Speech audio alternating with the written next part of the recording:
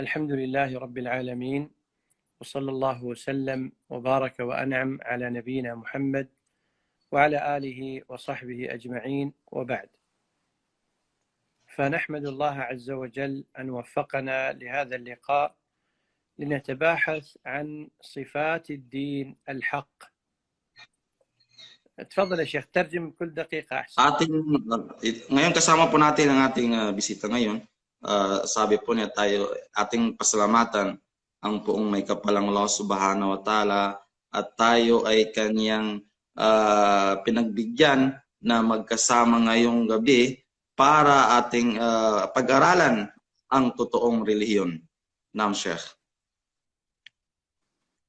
إذا أراد الإنسان أن يعرف ما هو الدين الحق فلا بد أن ينظر إلى ثلاثة أمور رئيسة. Kapag gusto daw ng isang tao na malaman kung ano yung totoong relihiyon, ay kailangan tingnan niya yung tatlong bagay po. الأمر الأول إلى أي شيء يدعو، والأمر الثاني من هو الداعي. Ang una po ay titingnan niya kung saan siya, kung sino siya, saan siya hihiling at sasamba.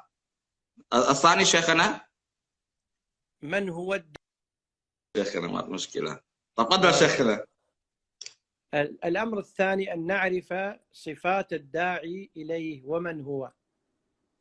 At ang pangalawang bagay po natin titingnan ay malaman natin kung anong katangian ng mga nag-aanyaya sa kanya at kung sino siya.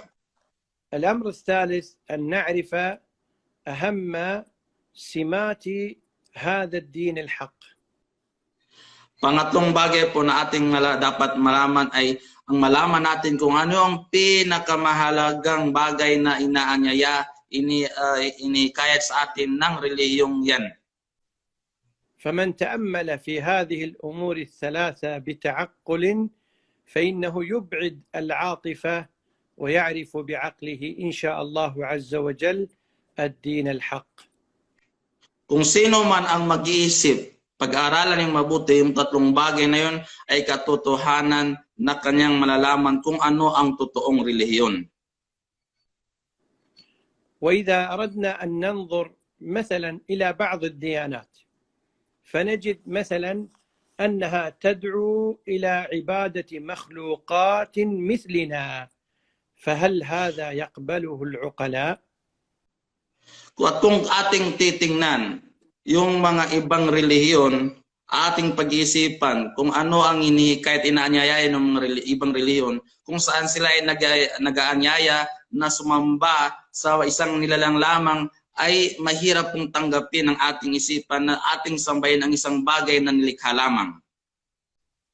وأيضا إذا نظرنا إلى دعاة وإلى من وضع بعض الديانات نجد أنهم ليسوا بمعروفين في صفاتهم ولا في أخلاقهم، وإنما هم يكادوا أن يكونوا مجاهيل. At kung titingnan naman natin yung mga tagapag-anyaya, yung mga preachers ng mga ibang relihiyon, ay makikita natin sa kanila na hindi sila kaaya-aya, hindi maganda yung kanilang mga kaugalian. Kaya paano natin yun susundin? وأيضا إذا نظرنا إلى سمات بعض الأديان نجد أنها ديانات عنصرية مثل اليهودية، أو ديانات تدعو إلى أمر فيه غلو أو إفراط وفيه تغليب للجانب الروحي أو تغليب للجانب البدني. At kung titingnan natin yung mga katuruan ng ibang relihiyon, ay ating nakikita na may pagkasobra po yun. Either sumasobra sila doon sa pagiging maluwalhati, doon sa utos ng ating kaluluwa, o doon sa gusto ng ating mga sarili. Hindi po pantay yung kanilang mga pag-aanyaya. وإذا نظرنا إلى الإسلام نظرة إنصاف وتفكر من دون عاطفة نجد أن هذه الأمور الثلاثة جلية واضحة نقية. At kung titingnan naman natin ang relihiyong Islam, titingnan mo ng matalinghaga, titingnan mo ng isip na gamitin mo, nang hindi kahit hindi mo pagamitin yung puso mo, ay malalaman mo na yung tatlong bagay na kanyang binanggit kanina ay napakatotoo. فالدين الحنيف قائم على الدعوة إلى عبادة الواحد الأحد خالق السماوات والأرض، فلا يعبد نبي ولا ملك ولا صالح ولا أي شيء مع الله عز وجل.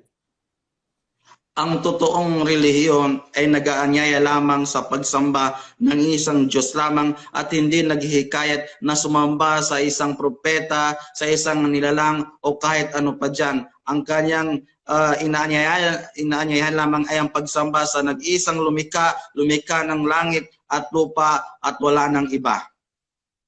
وإذا نظرنا إلى داعي الإسلام وهو محمد صلى الله عليه وسلم نجد أن حياته بالتفصيل الذي لا يمكن أن نطلع عليه لأحد سواه موجودة باقية إلى يومنا هذا. كيف كانت أخلاقه، كيف كانت صفاته، كيف كان عليه الصلاة والسلام في أحواله. At kung titingnan natin yung tagapagpalaganap ng Islam na walang iba kundi ang propeta Muhammad sallallahu alaihi wasallam, ay makikita mo sa kanyang mga kilos, sa kanyang mga gawa, yung pagiging talagang mabibilib ka na yun ay galing sa nag-iisang Diyos lamang, galing sa tagapaglikha ng isang kalibutan, isang katauhan, na tayo ay mapapaniwala kahit hindi mo gamitin ang isip mo, ang puso mo, isip lang gamitin mo, ikaw ay mapapaniwala talagang ang taong yun, tagapagpalaganap na yun ay galing sa nag-iisang Diyos. وإذا نظرنا إلى الإسلام وإلى سمات دعوة الإسلام نجد أنه مبني على ما هو موافق للفطر وللعقول السليمة الصحيحة. At kung titingnan mo kung ano ay yung pinapalaganap, kung ano yung hinihikayat ng Islam, ay makikita mo, matatagpuan na yun ay tumutugma sa atin, sa ating sarili, sa ating kung ano ang meron tayo, yung mga mabuting gawa, yun ang relihiyong Islam. Tumutugma kung ano ang nararapat, kung ano ang maganda at umiiwas sa hindi maganda. فأمر بأن نطعم الطيبات إشباعا لرغبة البدن وأن نعمل الصالحات تزكية للنفس والروح. Ito ay naghihikayat, umuutos sa atin na gumawa ng mga mabuti, gumawa ng kung ano ang nakakabusog sa ating katawan, sa ating mga kaluluwa na mga mabubuting gawa. فنهى عن الرهبنة حتى لا نلغي الجانب الاهتمامي بالبدن، ونهى أيضا عن أن يكون الإنسان دنيويا شهوانيا حتى يهمل تزكية النفس والروح. Iniwawaksin niya tayo, inilalayo na tayo sa pagiging masyadong relihiyoso, pagsamba lang palagi para maiwan natin kung ano yung kailangan ng ating mga katawan, at ito at atin din siyang kanya rin tayong iniwawaksi sa mga makamunduang bagay na mag-concentrate lang tayo sa kung ano ang gusto ng ating mga sarili para tayo ay palayo sa ating tagapaglikha, sa kanyang hangad sa atin. Ibig sabihin, balanse po ang relihiyong Islam. ولنتأمل في أهم السمات التي يدعو إليها الإسلام، وكان ذلك من صفات محمد صلى الله عليه وسلم في الكتب السابقة. At pag-iisipan natin ngayon kung ano yung mga mahalagang bagay na o katangian ng Islam na ipinababatid, ipinapalaganap sa atin ng Propeta Muhammad sallallahu alaihi wasallam na meron doon sa mga unang aklat na naipahayag dito sa lupa maliban sa Quran.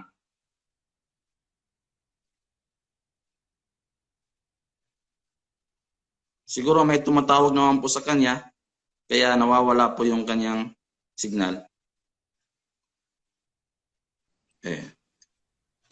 أقول بارك الله فيكم من أهم ما جاء في وصف النبي صلى الله عليه وسلم وفي وصف هذا الدين في الكتب السابقة أنه يأمر بالمعروف وينهى عن المنكر، وهذا فيه إصلاح للمجتمع، ويحل لهم الطيبات، وهذا فيه إصلاح للبدن وللروح، ويحرم عليهم الخبائث ويضع عنهم إصرهم، وهذا فيه إصلاح للنفوس والأرواح.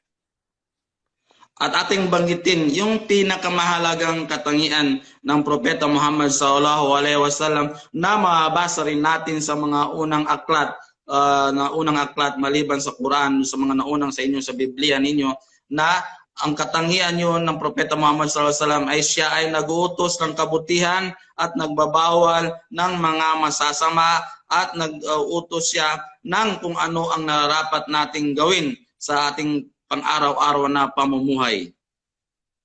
وهو دين مبني على العدل والإنصاف. At ang relihiyong Islam ay relihiyong nag-aanyaya sa pagiging just ng isang tao. قال الله عز وجل إن الله يأمر بالعدل والإحسان وإيتاء ذي القربى وينهى عن الفحشاء والمنكر والبغي يعظكم لعلكم تذكرون.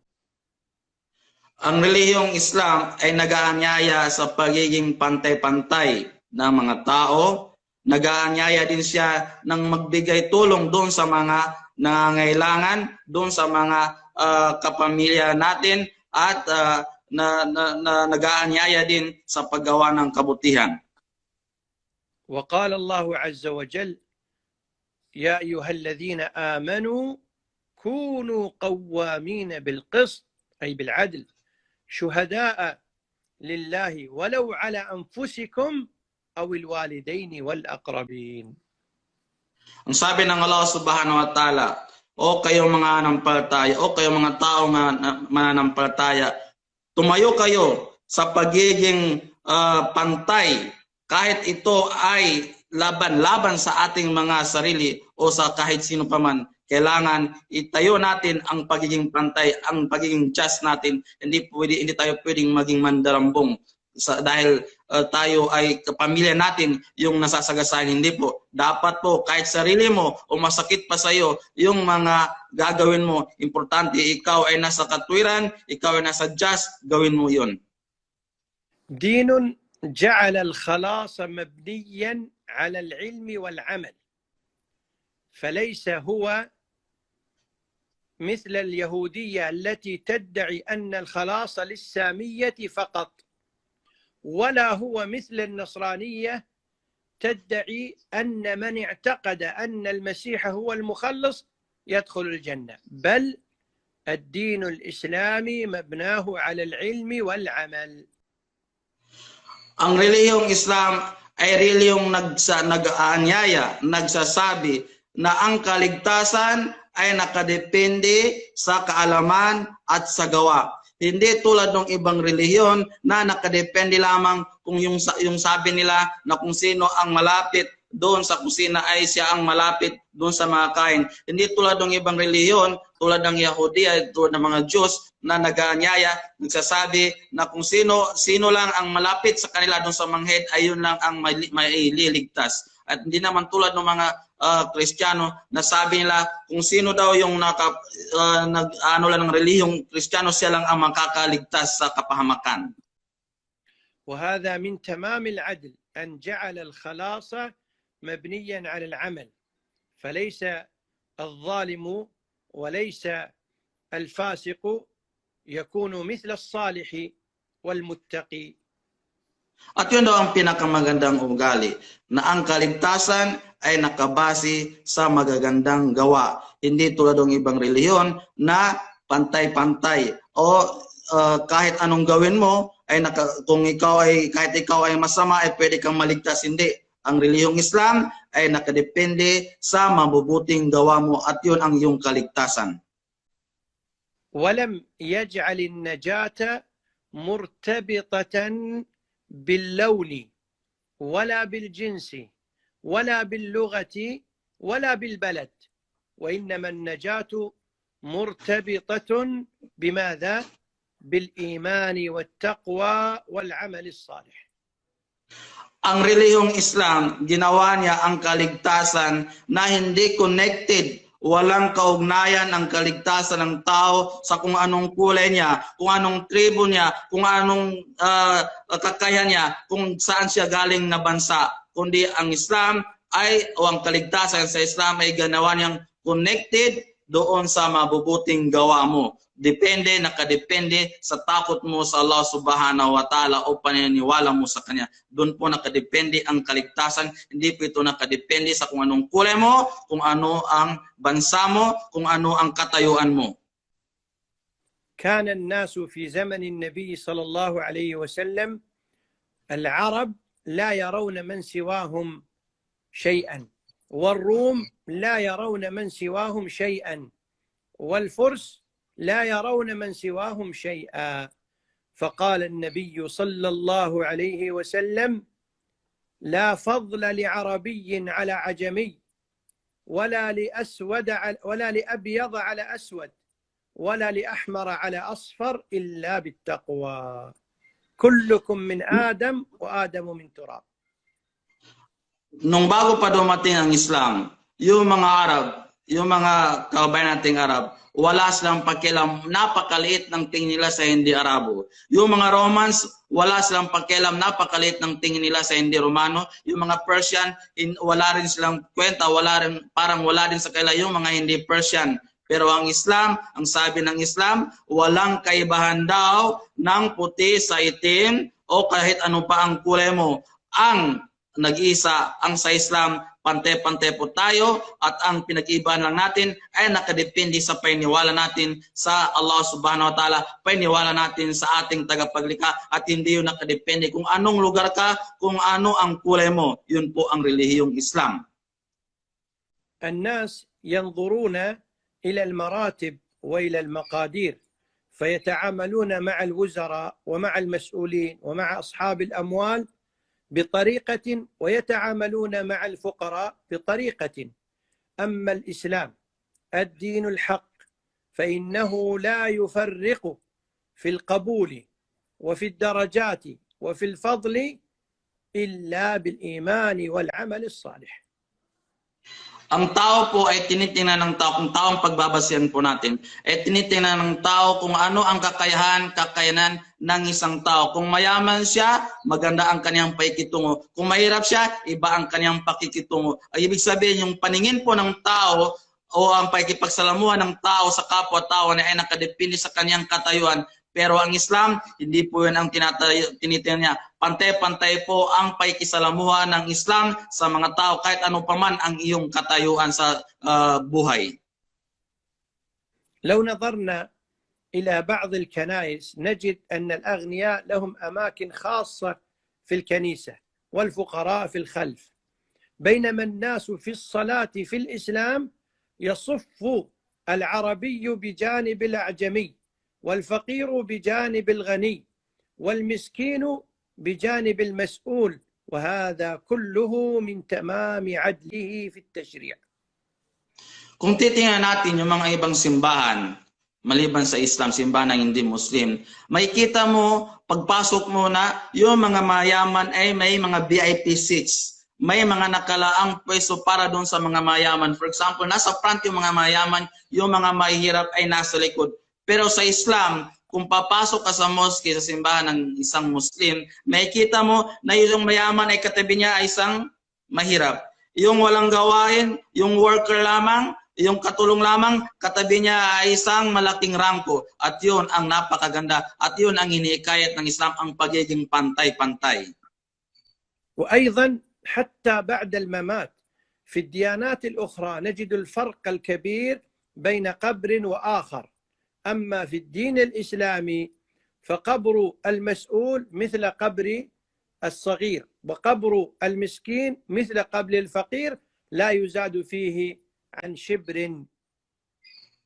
Kahit doon sa pagkamatay ng isang tao, Kung titingnan mo, ito sa kamatayan na ito ang pag-usapan natin, ha? Kung titingnan mo sa ibang relihiyon, yung libingan ng mga mayayaman ay napakaganda at hindi katulad ng libingan ng mga mahihirap. Meron pong silang hindi pagkakapantay-pantay. Pero sa Islam po, wala pong kaibahan ang libingan ng mayaman, ang libingan ng dato, sa libingan ng mahirap, sa libingan ng walang trabaho, pantay-pantay po. أيضا من سمات الدين الحق الموجود في الإسلام أنه دين رحمة ودين إيثار.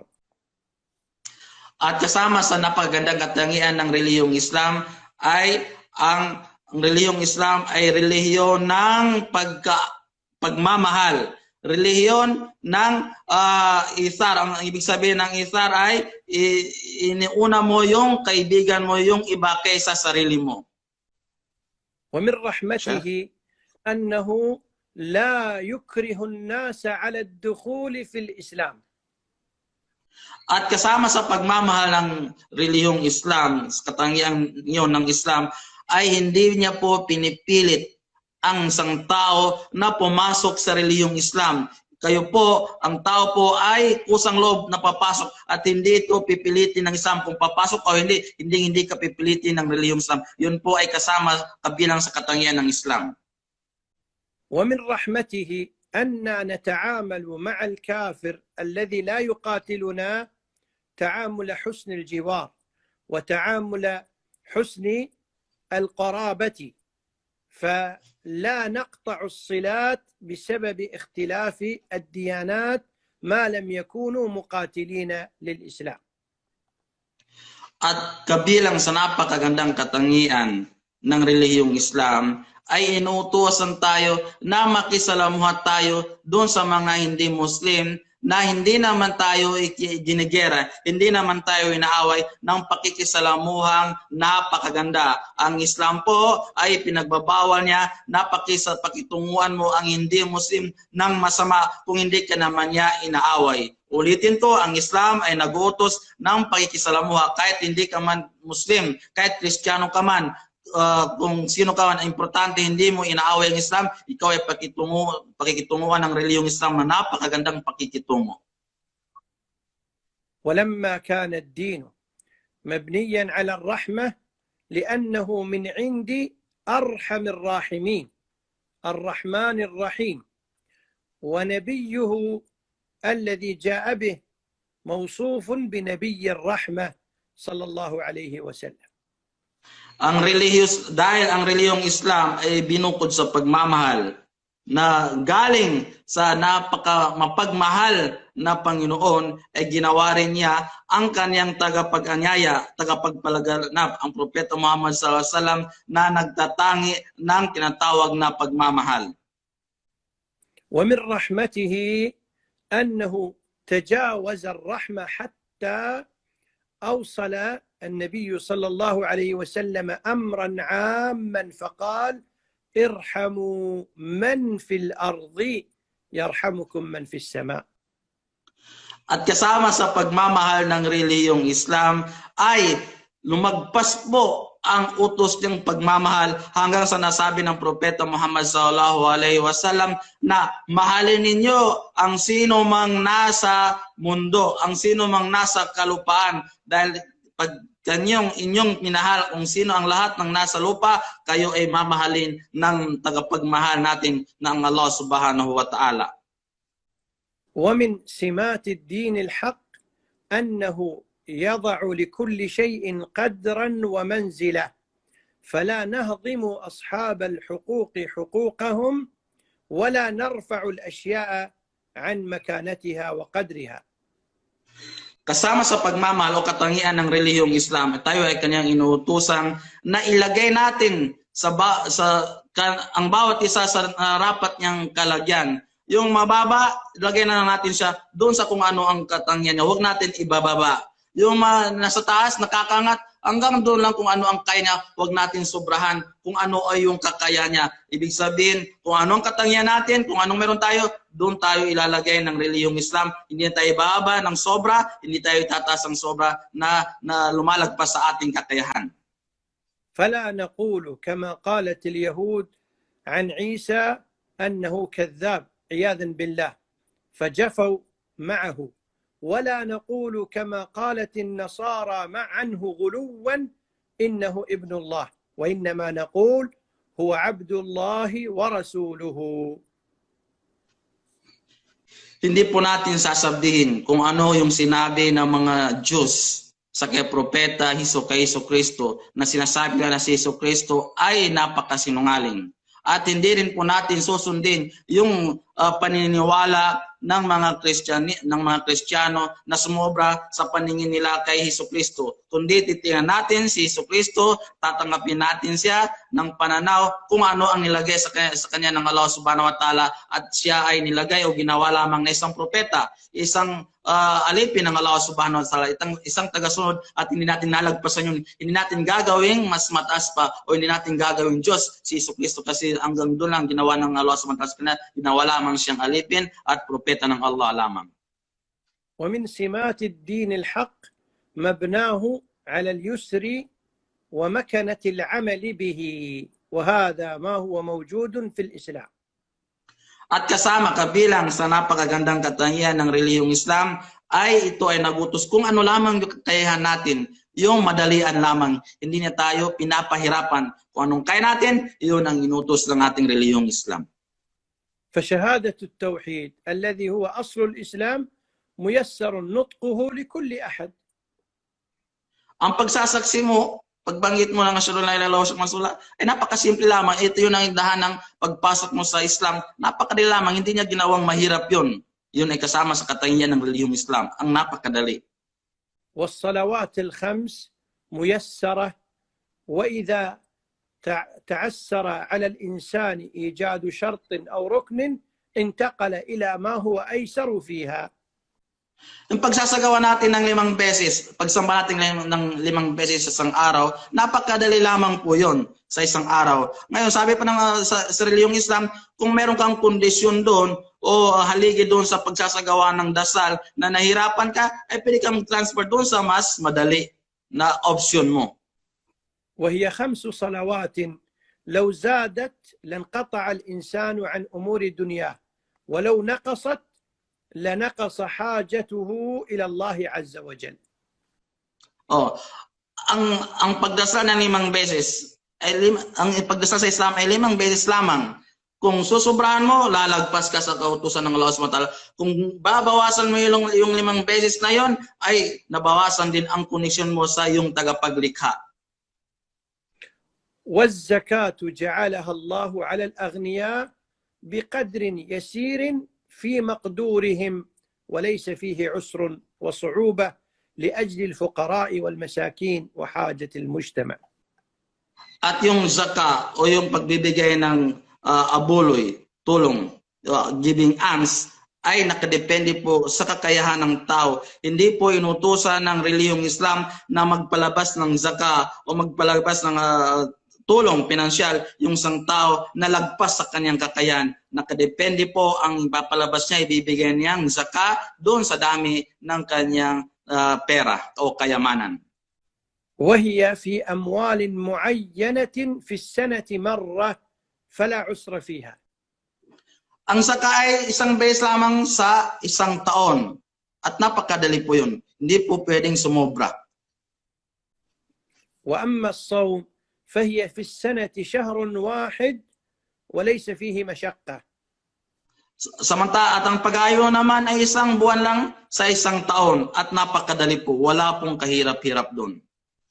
11 شهرا يأكل الإنسان ويشرب من شهور الله عز وجل، وشهر واحد يصومه تزكية لنفسه وطاعة لربه.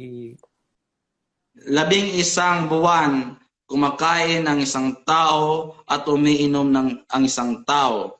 Samantala yung Ramadan, pag-ayo ng Ramadan, pipigil ka ng ilang oras lamang sa pagkain para linisin ang iyong katawan, para gamutin ang iyong sarili, at para ikaw ay palapit sa iyong tagapaglikha.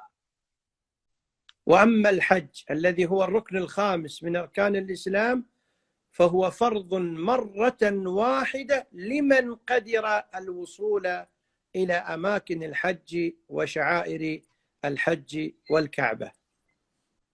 At doon naman sa pilgrimage, doon sa pag-hajj, ay isang beses lang yun sa isang buhay mo inobliga sa'yo. Doon sa mga may kakayanang mag-hajj, mag-pilgrimage. Kung wala kang kakayanan, wala kang pera, hindi ka obligado na pumunta doon mag-hajj doon. Yun ay para lamang doon sa may kakayahan at isang beses lamang ang obligado doon sa isang buhay o sa tanang buhay mo.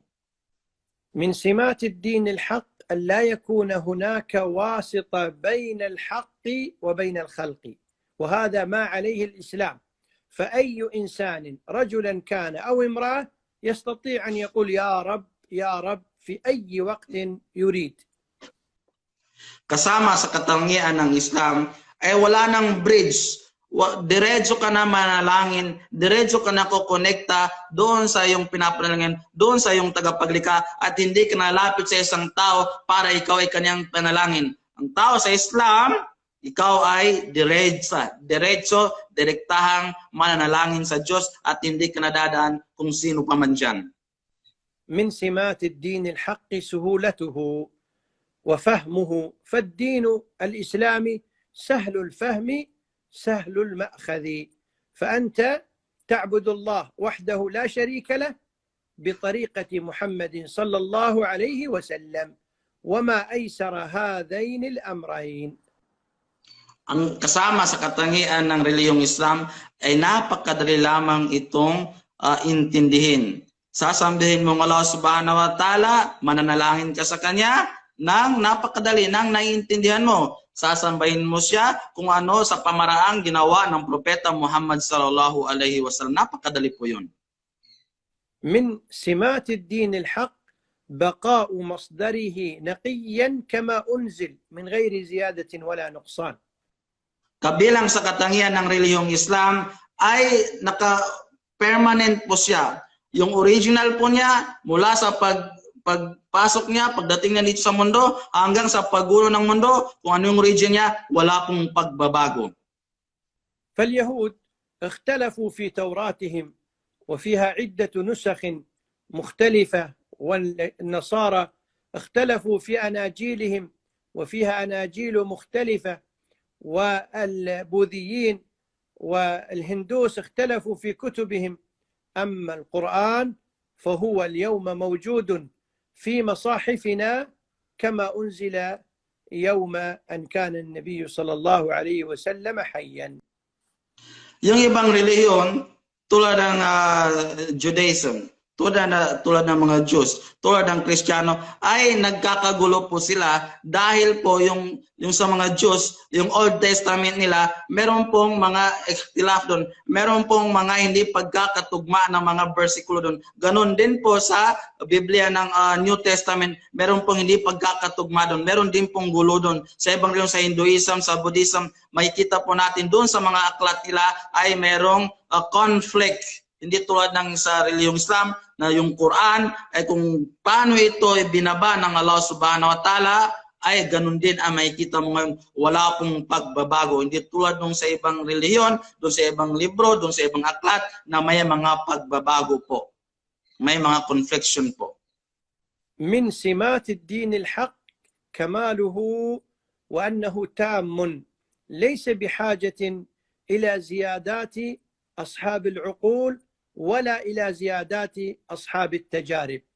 والدين الحق الإسلام يقول الله عنه اليوم أكملت لكم دينكم وأتممت عليكم نعمتي ورضيت لكم الإسلام دينا.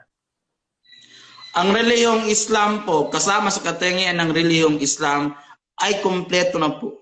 Puno na po ito. Hindi na po ito kailangan na dagdagan o bawasan ng tao dahil ito ay kumpleto na po. Mabubusog ka na po. Kung ano ang meron dito, hindi na kailangan ng kung ano pa dyan. Sabi ng Allah subhanahu wa ta'ala, ngayon sabi niya, doon sa kanyang sa versikulo na binasa na, ngayon ay aking kinumpleto ang inyong relihiyon. Hindi na kailangan ng dagdagan pa ng magandang isip mo dahil ito ay kinumpleto na ng iyong tagapaglikha.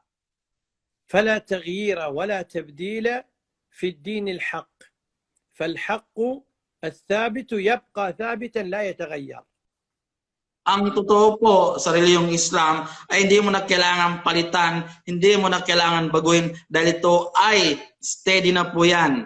Fixed na po yan. Wala na pong kailangan idagdag dyan o baguhin dyan. Fixed na po siya. Kaya wala pong pagbabago, hindi po tayo mag-conflict. وانظر إلى النصارى كيف كانوا يعتقدون أن اليهود أيديهم ملطخة بدم نبي الله عيسى، ثم خرج البابا فجأة وقال إن اليهود بريئون من دم عيسى. فهذا اختلاف في الاعتقاد عندهم. Tingnan niyo po yung sa Jews po, sa mga Yahudi po. Sila po yung, kung titingnan mo sa history, sila po yung nagpakasakit, nagpakahirap kay Jesucristo. Ngayon lalabas po sila, sabihin nila na sila ay walang kinalaman doon sa kung ano ang naranasan ni Jesucristo. Saan po yun? Ano pong kaugalian yun? Samantalang alam natin na sila yung may pakana ng pagpapakahirap kay Jesucristo. Tapos ngayon sa atin silang sasaluduin, atin silang titingnan na napakatas. Ano po yun? من سمات الدين الحق أنه لا يوجد تعارض بينه وبين العلم الواقعي التجريبي.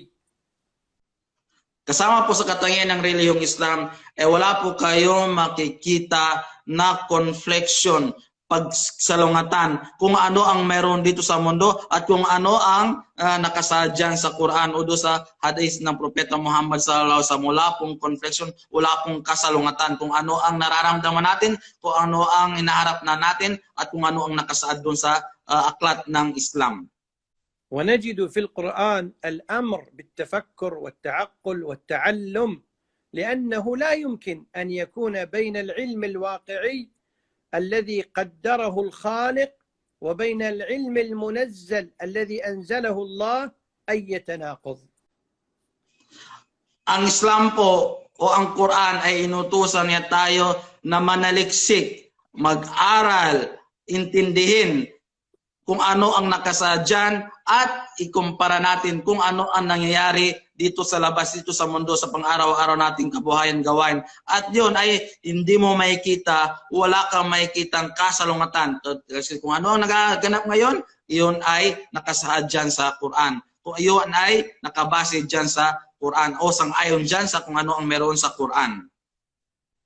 وأختم هذا الحديث بنداء من الله عز وجل للبشرية جمعاء، سواء كانوا من الفلبين أو من الصين أو من إندونيسيا أو من أمريكا، من الشرق أو من الغرب، فإن الله عز وجل يقول: يا أيها الناس اعبدوا ربكم الذي خلقكم والذين من قبلكم لعلكم تتقون. Aking tatapusin ang aking lecture sa oras na ito, sa Pilipinas ka man o sa ibang bansa, sa China, kung anong bansa ka man nakalagay ngayon, aking itong tatapusin ang programang ito. Sabi niya sa tawag na tinawag ng Allah Subhanahu wa Ta'ala, sa panyaya na inihanyaya sa atin ng Allah Subhanahu wa Ta'ala, ito ay ang kanang sabi: o mga tao, sambahin ninyo ang Allah Subhanahu wa Ta'ala na siyang lumikha sa inyo at lumikha sa mga nauna sa inyo. Maraming salamat. فلا نتخذ لله عز وجل شركاء ونحن لا نرضى أن يكون هناك شريك معنا في بيتنا أو في أموالنا، فكيف نتخذ مع الله الشركاء؟ Huwag po tayo magtambal sa Allah Subhanahu wa Ta'ala ng ibang sasambahin ng iba siya kung sino dyan. Huwag po, bawal po magtambal sa Allah Subhanahu wa Ta'ala. Dahil kahit tayo mismo ay hindi tayo pumapayag na merong tumira sa ating sariling bahay na ibang tao. Merong ibang tao na siyang bahala na sa ating buhay, sa ating bahay mismo. Hindi po, di ba ayaw po natin, lalong-lalo ng Allah Subhanahu wa Ta'ala, na ayaw niya na mayroon siyang kasama na sasambahin. ومن كان في قلبه شك أو ريب فعليه أن يقوم من الليل في الظلم ويقول: يا خالق السماء والأرض اهدني لما اختلف فيه الناس إلى الحق فإن الله يهديه قطعا إن شاء الله. Kung sino man po, ito ay kanyang payo, kung sino man po ang may pag-aalinlangan sa kanyang puso sa relihiyong Islam, ay kanyang pinapayuhan ito na sa ating gabi, sa kadiliman ng gabi, siya ay tumayo at manalangin sa may kapal na, O Diyos ko, ituro mo sa akin ang totoong landas, ituro mo sa akin, gabayan mo ako sa totoong relihiyon, at inshallah, ikaw ay gagabayan ng Allah subhanahu wa ta'ala sa totoong relihiyon. نكتفي بهذا القدر وشكر الله لكم الاستضافة ونسأل الله عز وجل أن يهدينا وجميع الناس إلى الدين الحق حتى نعبد الله وحده لا شريك له ونتبع محمدا صلى الله عليه وسلم خاتم المرسلين. Bilang panghuli po ay kanyang pinapanalangin sa Allah subhanahu wa ta'ala na tayo ay gabayan niya sa totoong relihiyon, gabayan niya sa totoong paniniwala, para tayo ay mapabilang doon sa mga taong makakaligtas sa kapahamakan sa kabilang buhay. Magandang gabi po sa inyong lahat. Jazakumullah khair, Sheikhana. Barakallah fikum. Assalamu alaikum. Wa alaikum salam wa rahmatullahi wa barakatuh.